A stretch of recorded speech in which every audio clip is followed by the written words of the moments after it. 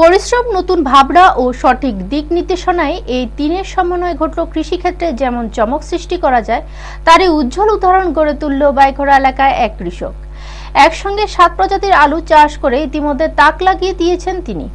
দক্ষিণ ত্রিপুরার শান্তিরবাজার মহকুমা জোলাইবাড়ি বিধানসভা কেন্দ্রের অন্তর্গত পূর্ব চরকবাই গ্রাম পঞ্চায়েতের এলাকার কৃষক মৃণাল দেবনাথ জোলাইবাড়ি কৃষি দপ্তরের সহযোগিতায় একই জমিতে 7 প্রজাতির আলু সফল চাষ করে নজির স্থাপন করেছেন।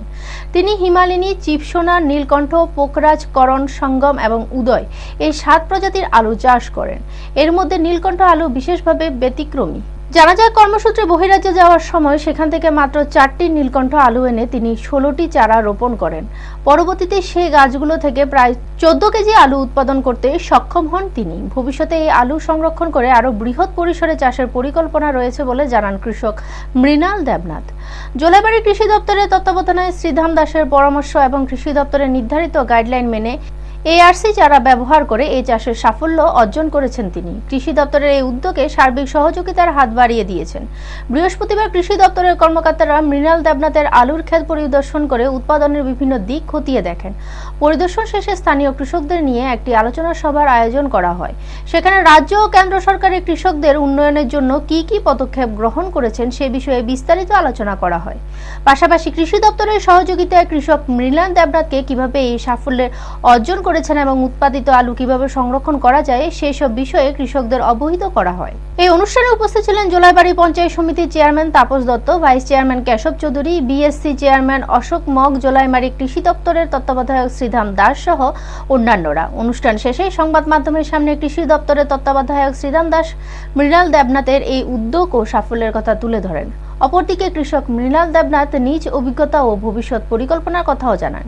ব্যুরো রিপোর্ট, নিউজ তৎকাল 24। নমস্কার, আমরা আজকে জোলাইবাড়ি কৃষি মহকুমার অধীন পূর্ব চরকবাই পঞ্চায়েতে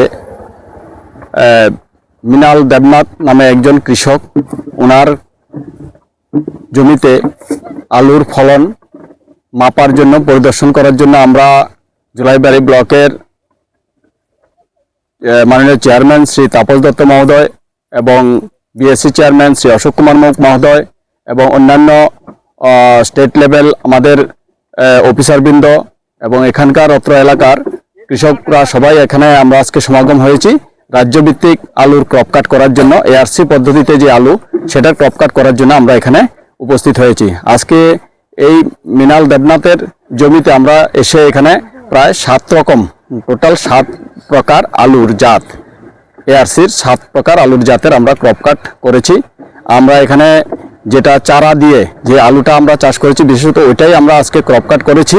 যে গত সিজনে আমরা চারা দিয়েছিলাম, সেই চারা থেকে যদিও আমরা লেটে চারাগুলো দিয়েছিলাম, সেই চারা থেকে আমরা দেখেছি যে আজকে আমরা প্রায় 47 MT প্রতি হেক্টরে আমরা ফলন পেয়েছি।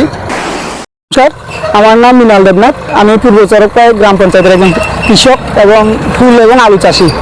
তা আমি এবছর 7 জাতের আলু চাষ করেছি গভর্নমেন্টের সহায়তায়। পুরোপুরি কৃষি দপ্তর এবং ব্লক বিভিন্ন দপ্তর থেকে আমাকে প্রতিনিয়ত সহায়তা করা হয়েছে।